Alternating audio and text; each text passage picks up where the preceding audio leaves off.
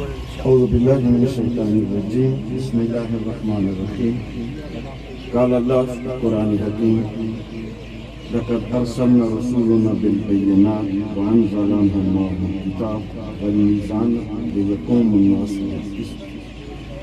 قابل سعادت احترام، آج کی اس پروکار انمن تاجرہ کی تقریب کے مہمان خصوصی محترم ڈاکٹر نثار احمد عبدالی صاحب، اسٹیج کے اوپر برجمان ان کی ٹیم، انجمن تاجران کے نمائندگان، ہمارے اس پنڈال میں وادی بنا کے بزرگ سیاسی زعما، پروفیسر، ڈاکٹر، انجینئر، وکلاء، صحافی اور میڈیا کی وساطت سے یہ بات جو پوری دنیا میں جا رہی ہے۔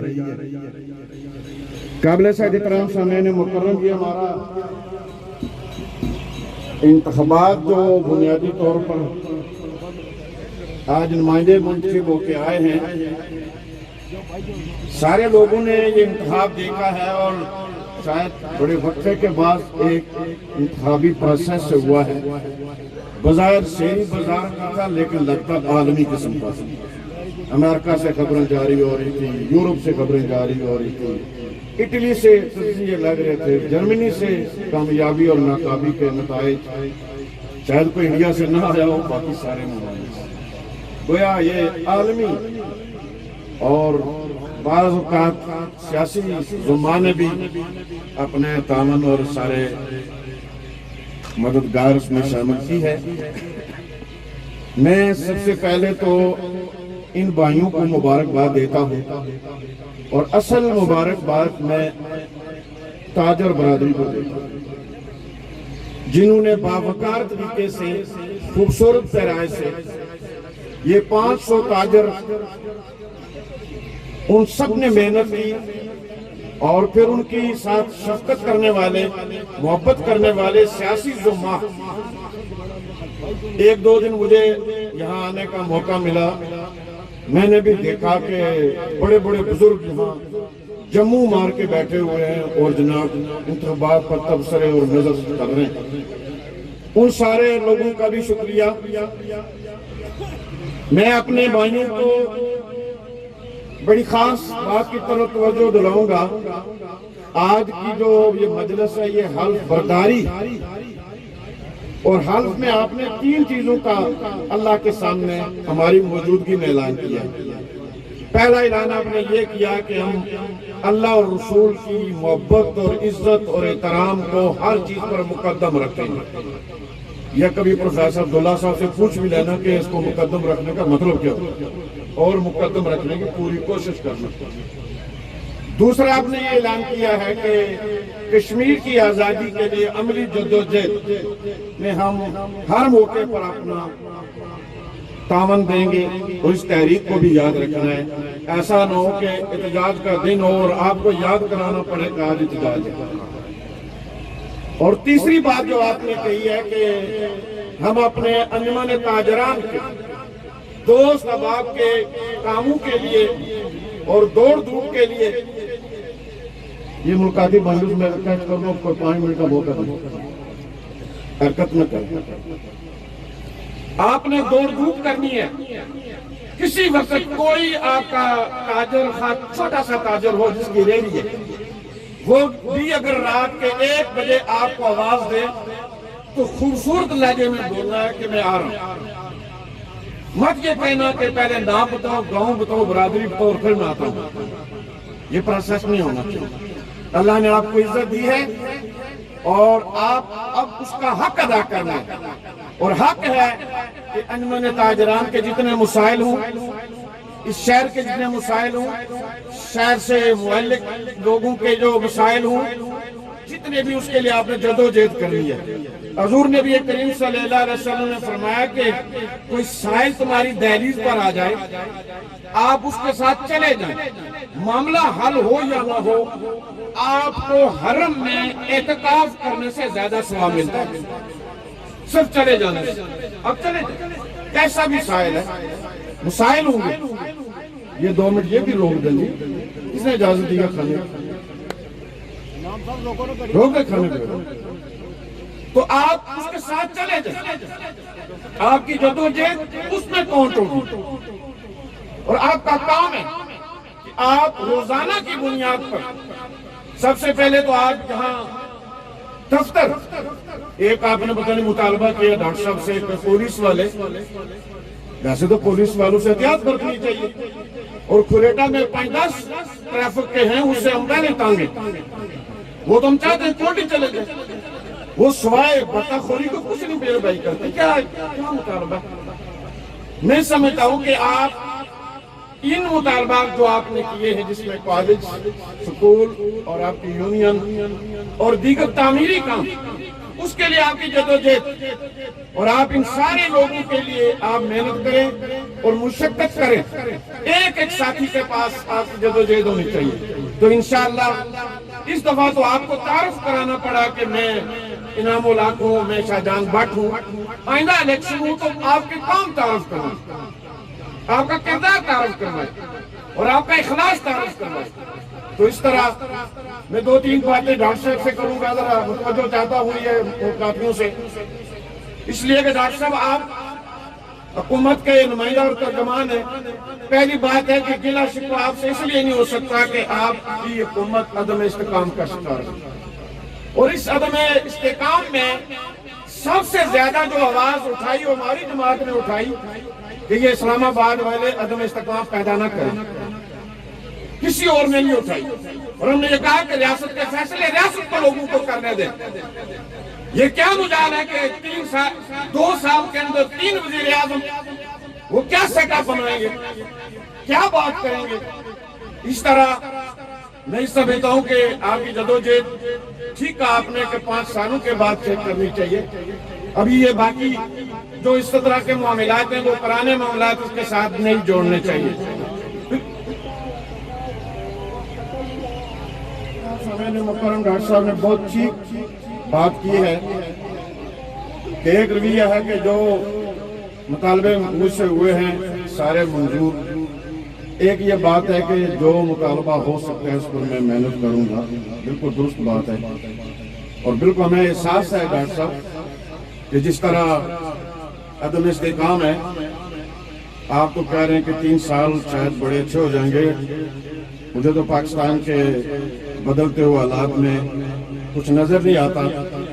امید کی جا سکتی ہے، جدوجہد کی جا سکتی ہے، آپ بھی اور آپ کی ٹیم جو وان کے اندر بیٹھی ہے، یہ پوری جانداری سے، تندئی سے، سینہ تان کر آپ منتخب ہو کر گئے ہیں، تو منتخب والی آنکھوں سے اوپر نیچے پار رار بات کریں۔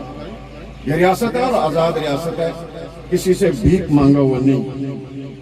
میں یہ سمجھتا ہوں کہ اس وقت بہت سارے مسائل ایسے ہیں محترم جو پیسوں کے بغیر بھی حل ہو سکتے ہیں۔ یہ جو آپ کی ریاست کے ادارہ جات ہیں، شاید آپ نے ان کی ڈیٹیل دیکھی کہ نہیں دیکھی، یہ 32 ادارے ہیں، 32 ادارے جن پر اربوں روپے ہم خرچ کرتے ہیں، اور ان کا کام صرف ٹانگ پر ٹانگ رکھے اپنی حاضری پوری کرنا ہے۔ اگر میں اور آپ سارے لوگ مل کر ان بھائیوں سے کام لے سکیں، اداروں سے کام لے سکیں، کروڑ روپے کا پروجیکٹ ہو تو نیچے زمین پر یہ 20 لاکھ بناتے ہیں، 80 لاکھ اوپر لٹک جاتے ہیں۔ اسی طرح دیگر بہت ساری چیزیں ہیں، وہ آپ کا نہیں ہے کہ آپ کے یہ ذمہ ہے، یہ تو نصف صدی سے ان کی ٹریننگ ہے اور کرپشن کے لٹ پٹ میں وہ ڈوبے ہوئے ہیں، لیکن آپ اپنی جاندار ٹیم کے ساتھ اگر ان اداروں سے کام لے لیں، وہ بجٹ کم ملے یا بہت ملے، بہت سارے کام آپ بغیر بجٹ سے ان سے لے سکتے ہیں، اور بہت سارے لوگ کیا چاہتے ہیں؟ احترام چاہتے ہیں، عزت چاہتے ہیں، وقار چاہتے ہیں۔ اور ریاست میں اس وقت حکومتوں کے بجٹ سے لوگوں کے بجٹ بڑے، 4-6 آدمی اکٹھے ہو جائیں وہ اربوں کا پروجیکٹ لانچ کر دیتے ہیں۔ میں سمجھتا ہوں اس کیپیسٹی کو بھی ہمیں ڈیولپ کرنا ہوگا کہ ہماری کمیونٹی کے اندر ایسے لوگ موجود ہیں، اندرون میں بھی بیرون میں بھی، جو اربوں روپے انویسٹمنٹ کرنے کے لیے تیار ہیں۔ وہ چاہتے ہیں کہ ہم دیں تو یہ پیسے نیچے پہنچ جائیں گے، یہ ضمانت چاہتے ہیں۔ تو ہم ٹیم اگر ڈیولپ کرنے میں کامیاب ہو جائیں تو حکومت کے یہ ادارے جن کا کام خدمت ہے، محترم آپ پر نہیں، لیکن کسی ادارے میں جاتے ہوئے آپ ذرا تسلی سے بتائیں کہ ان شہریوں میں سے کوئی خوش ہوتا ہے؟ پٹواری کو، پولیس والے کو یا کسی افسر کو دیکھ کر پرانا کیس یاد آ جاتا ہے کہ شاید میرے اوپر نہ ڈال دیا تھا؟ یہ رویہ یہ ترک کریں، خدمت کا رویہ اپنائیں، اور خدمت کا رویہ ہم اپنوا سکتے ہیں مل کر، اس لیے کہ اربوں روپے کی تنخواہیں ان کو ان کی دہلیز پر پہنچتی ہیں، وہ عوام کی خدمت کے لیے ہیں، نہ کہ جیسے فیس بک پر دیکھ رہے ہیں کہ کوئٹے والا ڈاکٹر کوٹلی پہنچاتا ہے اور کوٹلی والا پنڈی پہنچاتا ہے اور فارغ ہو جاتا ہے، اور پنڈی سے ڈیڈ باڈی آ جاتی ہے۔ کیوں؟ جو سہولیات یہاں میسر ہیں اس قریب والے ہاسپٹل میں، یہ تو کتنی زیادتی ہے، سالہ سال سے یہاں سی ایم او بیٹھا رہا ہے اور درمیان کی حکومت نے یہاں سے اٹھا لیا۔ کیا وہ حکومت نے کیوں اٹھایا؟ اس پر وضاحت آنی چاہیے، اس کو بحال کرنا چاہیے۔ تو میں یہ سمجھتا ہوں کہ آئیے ہم اپنا تعاون پیش کرنے کے لیے تیار ہیں۔ اگر آپ کے پاس وقت اور میسر اور ٹیم کو ساتھ بیٹھنا چاہیں تو بے پناہ کام یہاں بغیر بجٹوں کے ہو سکتے ہیں، اس کے لیے تیار ہیں۔ نمبر 2، یہ جو اس وقت لوگ روڈوں پر بیٹھے ہیں، اگرچہ آپ کی حکومت ان کو ٹھیک نہیں سمجھتی اور آپ بھی کسی مقام پر ٹھیک نہیں سمجھتے، لیکن درد دل سے بات سمجھتے، عوام کیسی بھی ہو جب چوک میں بیٹھی تو اٹھانا حکومت نے ہوگا، کیسا بھی مطالبہ ہو ڈائلاگ کریں، جو مطالبے جائز ہیں، جو فیور میں، ہم اس مطالبے میں بالکل مناسب نہیں سمجھتے کہ بجلی مفت دی جائے، مناسب ریٹ پر دی جائے۔ ہم بجلی پیدا کرنے والے ہیں، ہمیں سبسیڈی بھی ہے، اور سبسیڈی کا بھی یاد رکھیں، یہ تو حکومت پاکستان کا احسان نہیں ہے۔ جو مقوضہ قسمیں سے لوگ آتے ہیں آپ کو بتاتے ہیں وہ کہاں چیزیں کیوں رعایت ہے، وہ مودی سرکار نہیں دیتی، یہ یونائٹڈ نیشن سبسیڈی دیتی ہے۔ ہم متنازع علاقے ہیں ادھر بھی ادھر بھی، اور ہماری والی سبسیڈی اسلام آباد والے کھا جاتے ہیں اور ہمیں دام نہیں دیتے، وہاں ہمیں سبسیڈی لینی ہوتی، ہماری تمام چیزوں میں سبسیڈی موجود ہے، دالو سے لے کر پٹرول تک، اس لیے کہ متنازع علاقے میں ہے۔ اور پھر ہم پاکستان کی اعلیٰ شیری نہیں کر رہے، ہم نے 9 لاکھ کشمیری کھڑے کر کے پاکستان کی تکمیل اور دفاع کی جنگ لڑ رہے ہیں۔ کون سا پاکستانی ہے جو ہمیں ہماری محبت پر شک کی نظر سے دیکھے؟ کشمیر بنے کا پاکستان کا نعرہ پاکستان بننے سے پہلے دیا، اور سید علی گیلانی نے مرتے دم یہ کہا کہ پاکستان میری منزل ہے۔ ہم پاکستانیوں سے زیادہ پاکستان کے اندر تھے، اور کسی اپنی چار سازی کو آپ کنورٹ کرنے کے لیے یہ کہیں کہ کشمیری ایسے ہیں یا ویسے ہیں، ہم اس ریاست کے شہری ہیں اور رائٹس ہمارا حق ہے، اس لیے ڈائلاگ کیے جائیں عوام کے ساتھ، اور پوری طرح جو ہمارے جائز حق ہیں وہ دیے جائیں، جو ناجائز مطالبے ہیں وہ اٹھا کے پھینک دیے جائیں۔ ہم نے کتنی بار کہا، لیکن اس قوم کو اٹھانا، ایک بندہ پورے 1000 قسم میں ایک بندہ بھی ہو تب بھی ہمیں تکلیف ہونی چاہیے، اسے ایڈجسٹ کرنا ہمارا ذمہ داری ہے۔ اور اس کے ساتھ میں گزارش کرتا چلوں کہ ہم اس وقت کشمیر کے اندر کیا حالات ہیں، اور پاکستان کا بھی ہم سنتے ہیں کہ صوبہ بنا دیں گے، اب صوبے والی بات نہیں ہے۔ 4 روز پہلے یہ کہا گیا کہ گلگت بلتستان کو ٹھیکے پر دے دیں گے۔ ہم پاکستان کے عواموں سے یہ کہنا چاہتے ہیں ایسا نہیں ہے، یہ 70 سال ہماری قربانیاں نہ صوبوں کے لیے ہیں اور نہ چائنا کو، جو چائنا کو پہلے سے آگے دیا ہوا ہے 65 کی جنگ کے اندر، اور پہلے اس کا معاوضہ لیجیے، اور پھر یہ گلگت بلتستان سونے کی چڑیا ہے، سونے کی چڑیا ہے۔ 1 سال چائنا میں اتنا چیزیں لے سکتا ہے کہ ہم 70 سال اس کی قیمت ادا کر سکتے ہیں۔ اس طرح کا کوئی چیز حکومت پاکستان کی طرف سے آئے، کوئی کشمیری 2 کروڑ کشمیری کو فالو کرنے کے لیے تیار نہیں ہے۔ جب ہم خود کہتے ہیں کہ کشمیر بنے گا پاکستان کو بڑی ریاست دیکھنا چاہتے ہیں، تو پھر ہم کسی کو یہ حق کبھی نہیں دے سکتے کہ وہ ہمارا سودا بازی کرے۔ ہم خود تیار ہیں محبت کرنے کے لیے۔ اور پھر میں آخری بات، ابھی فلسطین کے اندر جنگ جاری ہے، پورا کفر متحد ہے، پورا کفر متحد ہے، اور ہمارے پاکستان سے کوئی موقف ہی نہیں ہے۔ کوئی موقف ہی نہیں ہے، جاندار موقف نہیں ہے۔ جو وزیر اعظم پاکستان کا یہ موقف ہے کہ 2 ریاستی حل پیش کی جائے، اس کی ہم کنڈیمشن کرتے ہیں، اس لیے کہ قائد اعظم نے 1947 میں یہ کہا تھا کہ اسرائیل ناجائز ریاست ہے۔ آج 70 سال کے بعد پاکستان کی کس پارلیمنٹ نے فیصلہ کیا کہ 2 ریاستی کا مطلب یہ ہے کہ اسرائیل کو بھی تسلیم کرے اور غزہ میں فلسطین بھی بیٹھا رہے؟ نہیں، قائد اعظم نے کہا تھا فلسطین کا ملک ہے اور اسرائیل ناجائز ریاست ہے اور ناجائز بچہ ہے، اسے یہاں سے ختم ہونا چاہیے۔ اور آج اگر امت مدد نہیں بھی کرے گی، مٹھی بھر مجاہدین نے امریکہ سے لے کر اسرائیل تک گھٹنے ٹیک دیے ہیں۔ قطر میں بیک ڈور ڈپلومیسی چل رہی ہے اور کل کے پرسوں یہ اعلان ہو جائے گا کہ مجاہدین جیت گئے ہیں اور ڈائلاگ پر آگے ہیں، وہ سارا کا سارا کر چکے ہیں۔ میں حکومت پاکستان سے یہ کہنا چاہتا ہوں کہ قائد اعظم کی پالیسی ہماری پالیسی ہے۔ آج کسی غلامی کی پالیسی کو ہم نہیں سمجھ سکتے۔ فلسطینیوں کا ہے، اسرائیلی غاصب ہے، انہیں جانا ہوگا۔ آپ اگر مدد نہیں کر سکتے، ان کی پیٹھ میں چھرا گھونپنے کی مت کوشش کریں، وہ مٹھی پر۔ اور وزیر اعظم پاکستان اسماعیل خانیہ پرسوں سے یہ کہہ رہا ہے کہ ہماری نظریں نیوکلیر پاکستان کی طرف ہیں۔ نیوکلیر پاکستان دھمکی دے اور اسرائیل مر سکتا ہے۔ تو میں یہ کہنا چاہتا ہوں کہ یہ قوم کی خون پسینے سے نیوکلیر بنا ہوا ہے، اور اگر نیوکلیر قبلہ اول کے لیے کام نہیں آ سکتا تو پھر اس نیوکلیر کو ہم کیا کریں گے؟ خانہ کعبہ کے لیے نہ تیار ہو سکے، مسجد نبی کے لیے یہ نہ کام کر سکے، اور قبلہ اول جہاں 1,24,000 پیغمبروں کا قبلہ ہے، اس کے لیے اگر نیوکلیر جان نہ ڈالے تو پھر یہ درست رویہ نہیں ہے۔